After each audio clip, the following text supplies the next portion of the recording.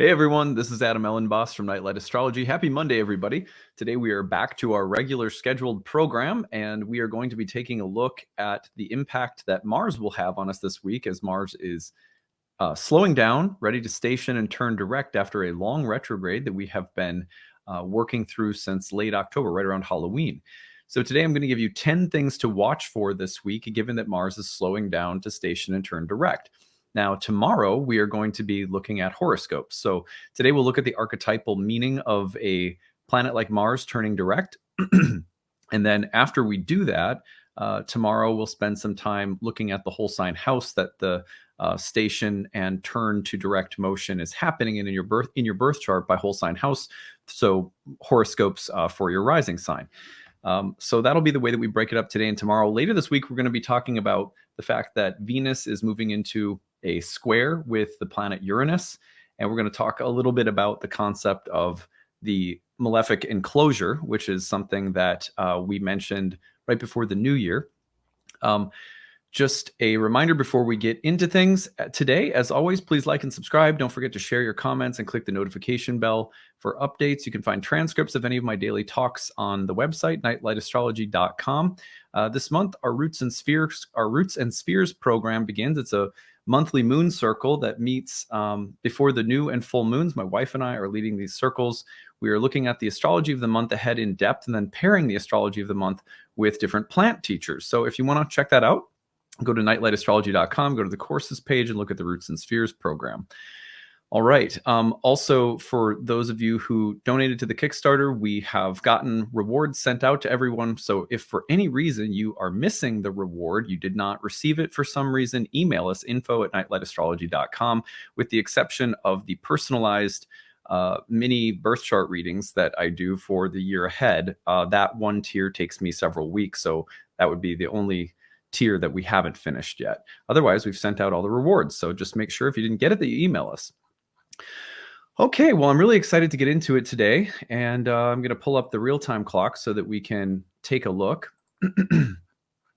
So we're looking at the 11th and 12th. Mars will be stationing and turning direct, and different sort of programs will give you a different symbol for when that is happening. But you can see in my program, you really have the stationing. Whoops, let me go backward. The retrograde station changes from retrograde to stationing, meaning it's not moving any longer, right around January 11th and then into the 12th. And then it's really starting to move forward again Thursday. You could say Thursday, Friday, Saturday. Let's stretch it out and we'll say the 11th, 12th, 13th, and 14th, which takes things really into Saturday. So let's say Wednesday through Saturday of this week, you're going to be seeing Mars stopping and turning around and moving in direct motion. Now, like I said, we'll be looking at horoscopes tomorrow. Today, what I want to do is just take a moment to talk about what you might notice with a planet like Mars turning direct. In order to do that, we need to just revisit what retrogrades are and, generally speaking, what they mean, whether you're talking about a Mercury retrograde or Venus or Mars or any planet. The gist of a planetary retrograde is that the planet is moving normally against the grain of the primary or diurnal motion of the sky. So the planet appears to be moving from the western horizon toward the eastern horizon very gradually, day by day. You can see the planet moving along the zodiac. If you, at nighttime, for example, ancient astrologers would look and notice that Venus was moving, progressing through the zodiac. Even though Venus might also rise and culminate and set in the west within 24 hours, gradually, day after day, Venus would be moving in the opposite direction against the grain of the primary motion through the zodiac. So all of the planets move through the zodiac against the grain of the diurnal motion, when from our standpoint, our geocentric perspective on Earth, they appear to move retrograde, which is kind of an optical illusion that's created from our geocentric perspective. But that retrogradation was taken symbolically as a kind of omen, and it would affect the way that a planet's meaning or symbolism was read. So when a planet is moving retrograde, suddenly it's moving back it's like it's falling back into the primary motion. And one of the images that I sometimes use is of a salmon fighting its way upstream. So I have an image that I just want to show you. so that you can see it. I think this is a pretty good one. I just did a Google search, so you can just see let me just make sure I pull it up. Whoops. Hold on. I've got it right here. Got to move it over to that side.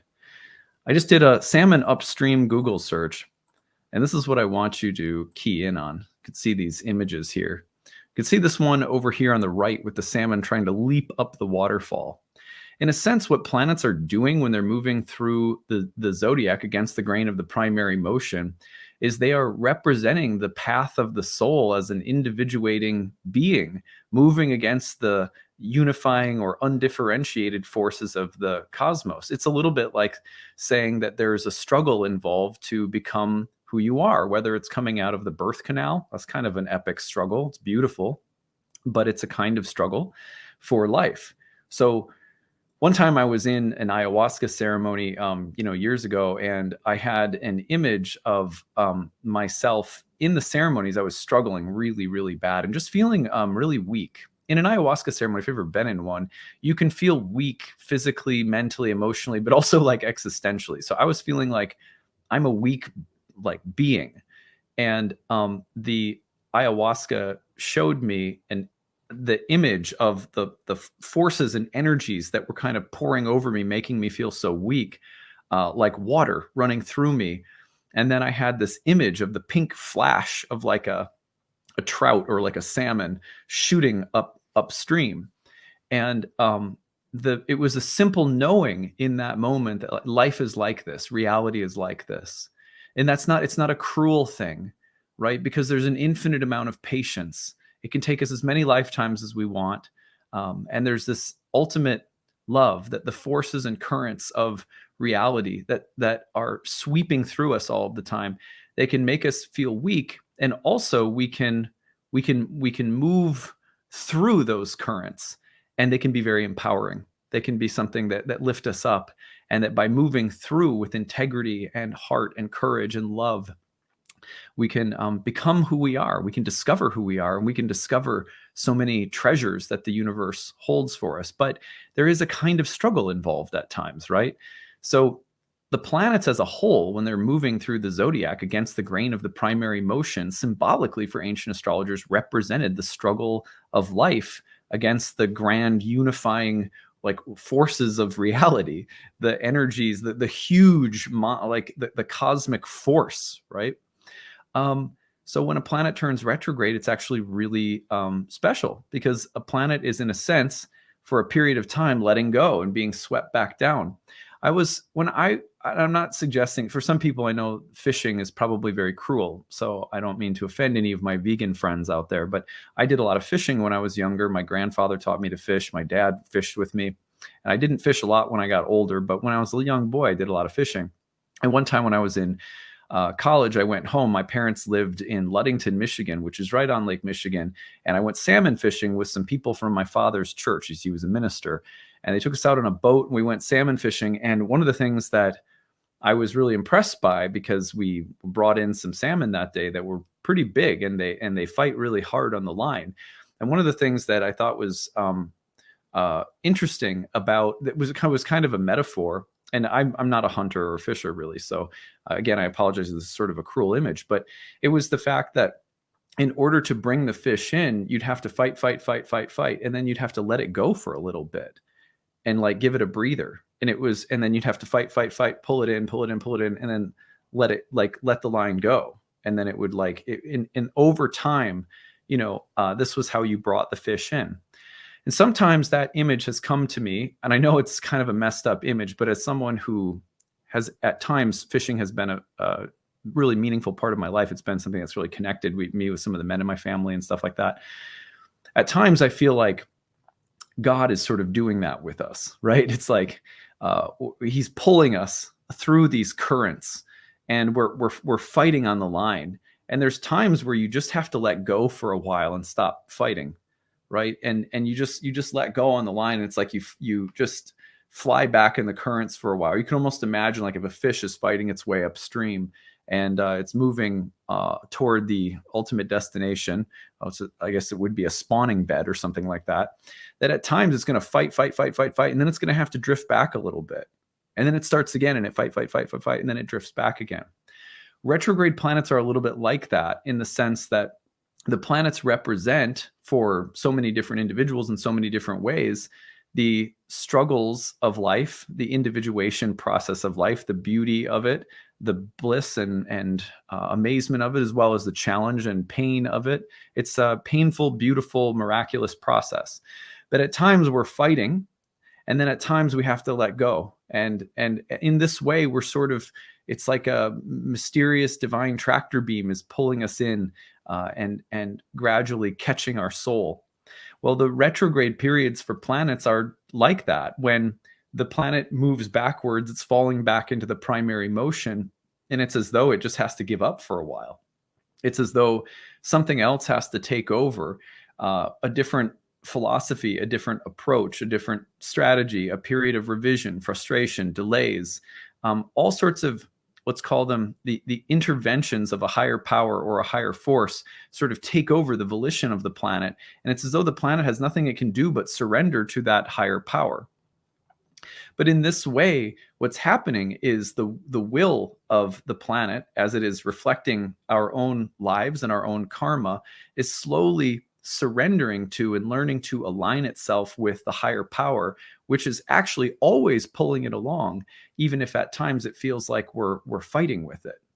So it's retrogrades from a sort of deeply philosophical place are times when there are higher forces that are gradually helping us to align our understanding or our will or our desires or intentions. They teach us these valuable lessons, and they often do so by frustrating the will, or we can express it differently, the will of the planet, the power of the planet, the autonomy or agency of the planet, the individuality of the planet, that the planet is in a sense overwhelmed by these things, all of which means symbolically that aspects of our own lives, our own will, our own process, our own desires and ambitions, our own ego and so forth gets overwhelmed. And that can be a really good thing. It can be a positive thing. Sometimes the larger hand of fate taking over through the symbol of a retrograde is the process by which we come to surrender to something bigger, even though it might be frustrating or it might involve delays and setbacks or reversals of fortune. And a lot of lessons learned. But we can learn something from those periods, and they can be really beneficial to us. Sometimes we think our way is the best. A retrograde happens, our way can't work out, but actually we're given the gift of something that's going to work out even better. On the other hand, sometimes a retrograde comes along and it really feels like something is thwarting us somehow. Something is messing with us. But with hindsight, and if we stick with the symbolism and be committed to the idea that every retrograde is like a meaningful interlude of a higher power, then we stand to learn a lot from retrogrades. They are some of our best teachers ever. So that's the general meaning of a retrograde, whether we're talking about Venus, Mercury, Mars, Saturn, Jupiter, any planet. Of course, the sun and the moon don't ever go retrograde from our perspective, but the rest of the planets do, and they all generally speak to the same theme. So hopefully that makes some sense. To what I would put it broadly, to just return to my metaphor one more time, we're fighting upstream, but that fighting upstream is also a picture of there is a sort of like a spiritual journey that compels us to move upstream and to individuate. So we're all, even though it feels like we're individually trying to propel ourselves somewhere, discover ourselves, we're actually being pulled along. And the times when we realize it the most, that this is not my will but thine, so to speak, or that my will is a part of a divine will, my need to individuate and to have this idiosyncratic, totally unique personal journey is also authored by a higher power, we tend to feel those periods of alignment most when planets are retrograde. So I hope that makes some sense. I don't know if for those people out there who think, who aren't into like fishing, I hope the metaphor wasn't too offensive. Anyway, so I want to talk to you about 10 things that you might notice when a retrograde planet is turning direct, because that also has a very specific set of implications. So I'm going to go through 10 things that you could watch for this week, given that Mars is turning direct.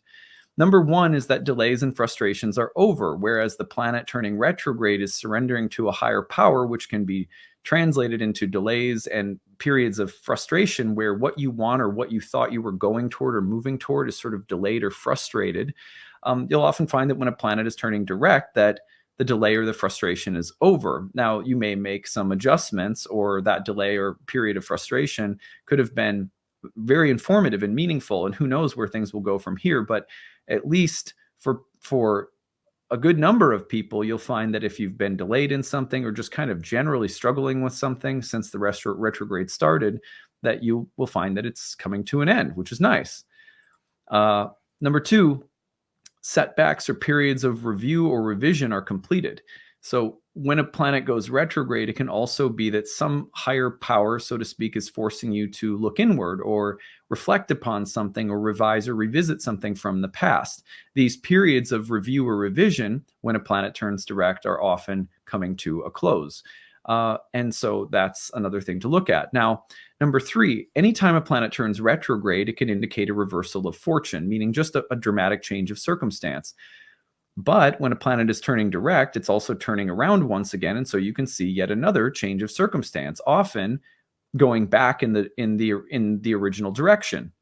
So, for example, I'm not going to do this thing, or I was planning on doing this thing. The retrograde comes, I can't do this thing. The retrograde's turning direct. Oh, I guess I can do this thing. You might see it like that, where literally there's sort of a loop-de-loop of circumstance. Something was going one way, it turns around, starts going the other way, and then all of a sudden it's going the other way again. You get to the airport, you find out your flight is canceled, but then that's the retrograde. But then station direct, they put you on another flight, and it turns out you'll actually get in an hour earlier. That kind of thing. Now, those are just metaphors, right? But or like little made-up examples. Number four would be conflicts mediated. Don't be surprised if you see that things that you've been conflicted about internally, intellectually, ethically, in relationships, at work, that you will find that you're starting to, you're mediating those conflicts or coming to resolution around conflicts. That's a great thing for a Mars turning direct after a retrograde. Number five would be lessons learned. And this has kind of been implied all along, but the idea here being that when planet is turning direct, you kind of go, oh, right. Okay, I get it. You really learn something that you have been in the process of learning suddenly crystallizes. So watch for that kind of light bulb moment. Number six is a stronger, wiser Mars. A lot of people through the process of a Mars retrograde will learn to be more assertive, more courageous. They will learn to fight more, intelligently, like what fights are worth it and which are not worth it. It's learning to stand up for yourself and so forth. One of the things that happened to me, and I'll just give you a little example, was I'm on Instagram. If you ever want to see what I'm up to on Instagram, it's Nightlight Astrology on Instagram. You like my bunny tea mug? All right, well. So I was raised basically with the very Christian notion that you should turn the other cheek. And I don't always do a good job of that, but throughout my life, like if someone sends me a really crappy DM with unsolicited advice or commentary or criticism, I usually just ignore it. And I've always felt like, well, that's the Christ-like thing to do, because that's how I was raised, Well, during this Mars retrograde, one of the things that I started doing was when people would, and this happens to me like as a YouTuber with, I guess a like middle-sized audience at this point. I don't know, relatively speaking, what's big and what's not, but I get unsolicited advice, commentary, criticism, really nasty comments, like at least a couple times a week. If not to personal emails, then DMs or comments on YouTube, whatever.